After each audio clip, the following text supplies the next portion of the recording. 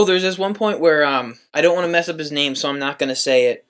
He's one of the Decepticons that is like takes information, and he goes to a satellite and he's extracting information from it so he can track people. But it looks like he's tentacle raping it. Like a whole bunch of like metal tentacles come out and just like attach him to the satellite. And it's just, like really weird imagery. I don't get it. And while I'm on good stuff in the film, forget other than the tentacle stuff, obviously, some of the Decepticons are freaking scary. Like the last film, Megatron looked like his face was creepy. This film, he's got like he's stronger, which I guess works with the Galvatron thing. Although they don't mention that, I guess they don't want to confuse you with names, even though they stick a bunch of characters in there that they hardly give the names of. There's this doctor thing who like sticks crap in Sam and is like messing around with his innards and stuff, and it's creepy. And it like talks with a German accent, which I guess is another one of the uncomfortably weird racist things. But I don't care because it's kind of awesome. That's the kind of thing where it's all right for it to have an accent just because it works with the character. Because you think, oh, it's doing weird experiments with another race and it's German. Okay, that kind of evokes a Nazi imagery. And you know what? I'm gonna forgive that in this film. I think that's all right in this film. This was cool with the Nazi doctor Decepticon. I think he was cool. One thing in it is since the last film, the government's been keeping the robots a secret, even though they rampage through 2 cities. Well, 3 cities if you count the one in the Middle East in the beginning. I don't know how they're keeping it a secret, especially since there's stuff on the internet like going around of videos of robot battles. The only people who are shown to not believe the cover-up story that the government gave is like the Mexican guy with his weird website, and it doesn't make sense that only like 2 people are objecting to it. Sure, I guess most of the characters are in on it anyway, but it doesn't make sense that the government could keep this a secret. I mean, I understand that the government's got a lot of power, and if the FBI wanted to, they could keep a lot of stuff secret. The fight in the major city, imagine if it was like 9/11, because it probably caused as much destruction as 9/11, the fight in the city at the end of the last film. There were probably about as many casualties. I'm not sure on any stats or anything, and I haven't watched the last film in a while, but imagine if the government would have tried to cover up 9/11. How well would that have worked? It wouldn't have worked. Yet they play it off like, oh, it worked. It totally worked. I don't get how they could cover something up like that. Also, there's a part where Bumblebee is crying, and I don't understand how robots can cry. But that's not important. What's important is the character I've been saving for the end of this, okay? The old robot. His name's given like once, it's Jet something or something like that. Because he's a jet that was kept in the Smithsonian Institute. Alright? And he's a really old robot, which is why they need him, because he can still read the Transformer language. Which, as I noted, the black people couldn't read, and Bumblebee can't freaking talk. This robot transforms from a plane in the Smithsonian Institute. And I don't understand how a Transformer could hide in the Smithsonian Institute. Now, bear with me on this, okay? Because they can disguise themselves as cars and crap, okay? If you see a car driving down the street, you don't know anything about that car other than it's a car. Even if it's a Transformer, you think it's a car.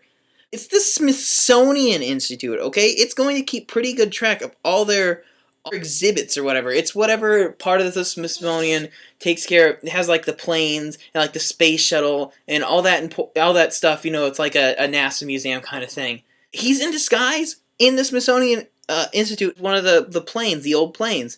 Which doesn't make sense, because they like kind of maintain and repair and kind of even look inside the plane? Because I can understand, like in the last film, how Bumblebee had the engine, okay? That kind of makes sense, that Bumblebee would have an engine and that it wouldn't look that weird under the hood. But then somewhere inside the car that's not the hood, Bumblebee's hiding like bullets and a laser cannon, okay? And you can't like just pull bullets out of nowhere. So he has to have bullets and a laser cannon and stuff for like railguns and stuff like that. Why didn't they find all this random crap in the old robot in the Smithsonian Institute? I don't understand.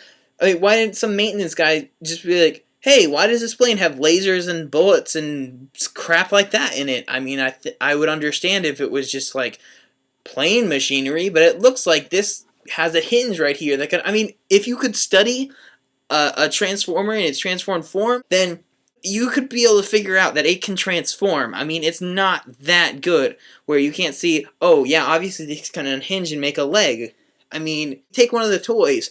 If you have a toy transformer and you see it in its car form, you're gonna look at it. At first you'll think maybe this is a toy car, but you look at it and you say, oh, this unhinges, and crap, there's a gun in there. So if you can study this Decepticon hidden in the Smithsonian Institute, how do you not know he's a transformer by now? It doesn't make sense.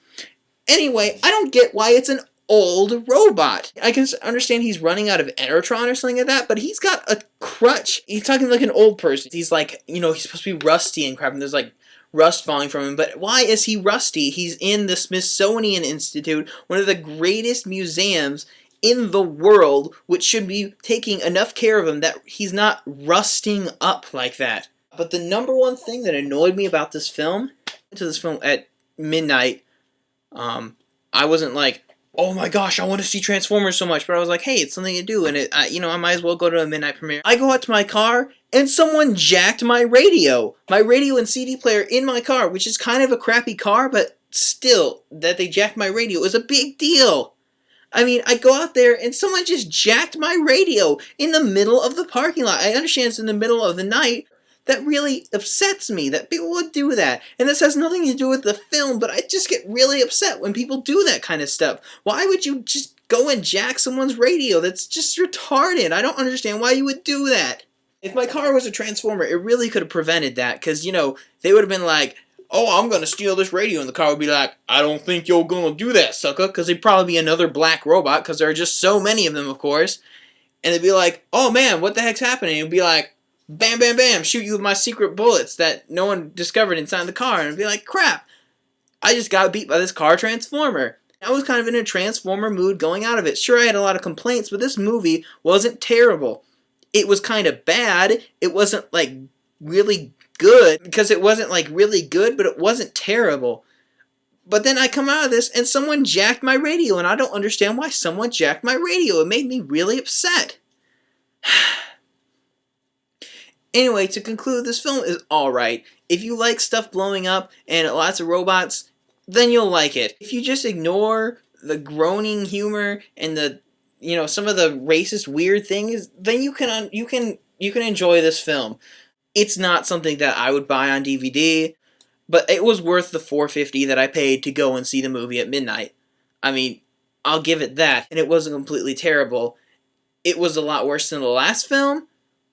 And the last film was alright, and I can deal with that. I mean, it's a worthwhile movie to go and see, maybe to rent if that's what you're into. I wouldn't buy it. To sum up the problems with this film, too many annoying characters, too many uncomfortably black robots, too many just things that knock you out of your suspension of disbelief, like Sam surviving being thrown by a Decepticon twice after 2 car crashes, and just some of the things, some of the humor just doesn't make sense. There's so much padding for a movie that's 150 minutes long. It's like a third of this film is stupid padding that you could easily take out. Other than that, this film's alright. But with that, this film's pretty bad. I'm not going to say this film is bad. I don't want to say this film is bad, because it's not bad. I wouldn't say it's not bad, but I would say it's not bad. It's not the worst film I've ever seen. It's not, in the bottom 10. But it's not very good. I'm going to give this a 2 out of 5. I think it's a decent film. Anyway, I'm WashboardSam. I hope you enjoyed the review. Man, that Optimus Prime is one bad mother... Shut your mouth! But I'm just talking about Optimus Prime. Then we can dig it.